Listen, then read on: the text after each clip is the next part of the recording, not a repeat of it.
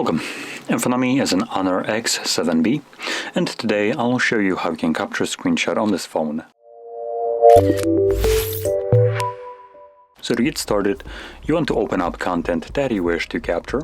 I'll be using home screen as an example for this, so it's already open and visible on my screen. Just make sure that whatever you want to capture is actually visible in your display. Once that is the case, simply hold your power button and volume down at the same time. Let's try that again. There we go. And it will give you the pop-up with share and scroll options.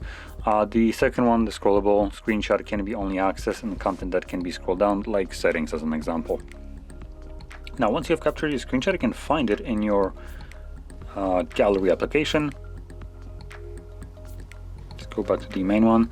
So under photos, it should show up. As you can see, there it is.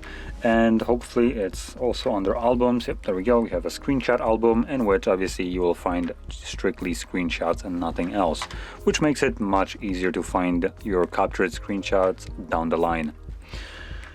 Now, with that being said, if you found this very helpful, don't forget to hit like, subscribe, and thanks for watching.